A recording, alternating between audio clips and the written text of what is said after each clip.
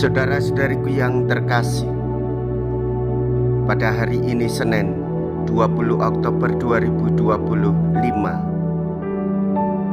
saya Romo Sika dari Gereja Katolik Santo Fransiskus Xaverius, Pacitan.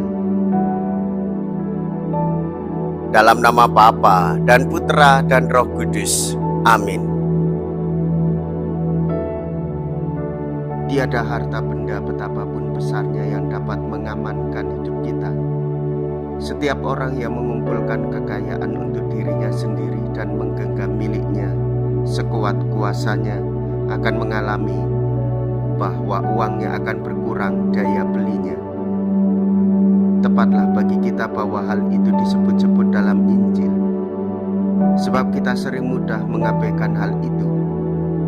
Hanya iman akan Tuhan yang mendampingi kita, yang mampu membantu kita hidup secara Kristiani.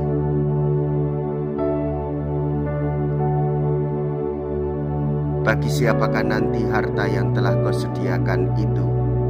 Mea culpa, mea culpa, mea maxima culpa.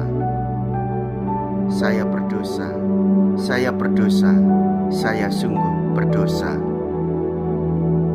Semoga Allah yang Maha Kuasa mengasihani kita, mengampuni dosa kita, dan menghantar kita ke hidup yang kekal. Amin.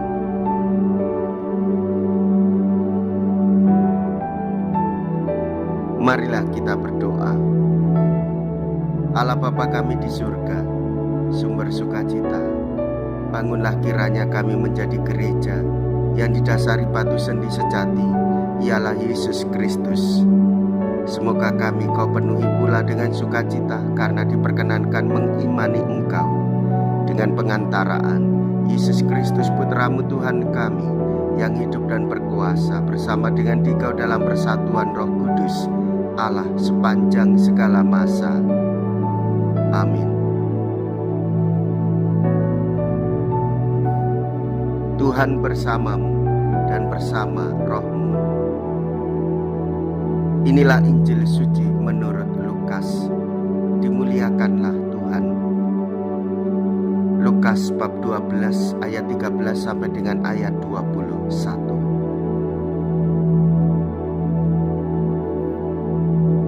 Sekali peristiwa, Yesus mengajar banyak orang.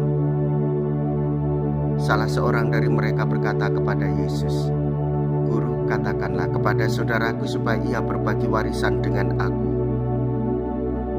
Tetapi Yesus menjawab, "Saudara, siapa yang mengangkat aku menjadi hakim atau penengah bagimu?"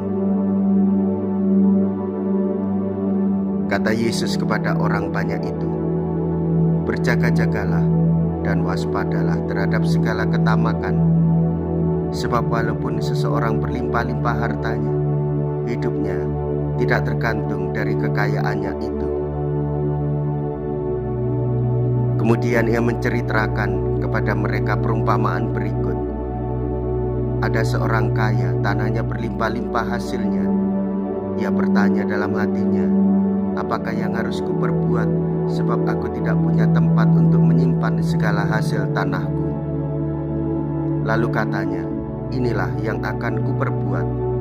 Aku akan merombak lumbung-lumbungku, lalu mendirikan yang lebih besar, dan aku akan menyimpan di dalamnya segala gandum serta barang-barangku. Sesudah itu aku akan berkata kepada jiwaku, jiwaku, ada padamu banyak barang, tertimbun untuk bertahun-tahun lamanya. Beristirahatlah, makanlah, minumlah, dan bersenang-senanglah." Tetapi Allah bersabda kepadanya, "Hai orang bodoh, pada malam ini juga jiwamu akan diambil daripadamu. Bagi siapakah nanti apa yang telah kau sediakan itu?" Demikianlah jadinya dengan orang yang menimbun harta bagi dirinya sendiri, tetapi ia tidak kaya di hadapan Allah. Demikianlah sabda Tuhan. Terpujilah Kristus.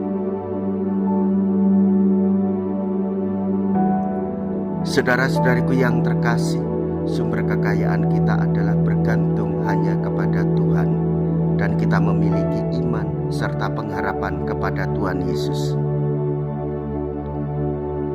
Kekayaan dipandang sebagai sumber kebahagiaan di dunia. Orang kaya akan independen, hidup aman dan nyaman, tidak bingung soal makanan, rumah,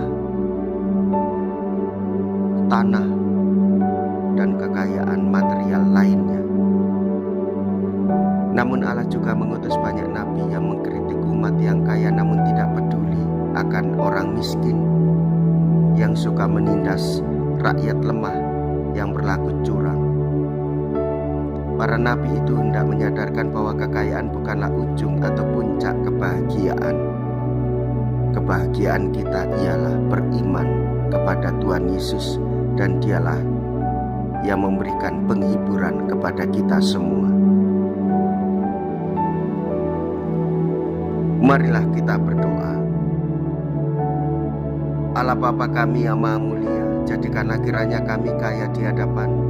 Perkenankanlah kami menikmati anugerah yang telah Kau limpahkan kepada kami berkat Yesus Tuhan kami, dan ajarilah kami hidup sesuai dengan anugerah-Mu itu, sebab Dialah Tuhan dan pengantara kami. Amin. Tuhan beserta kita, sekarang dan selama-lamanya.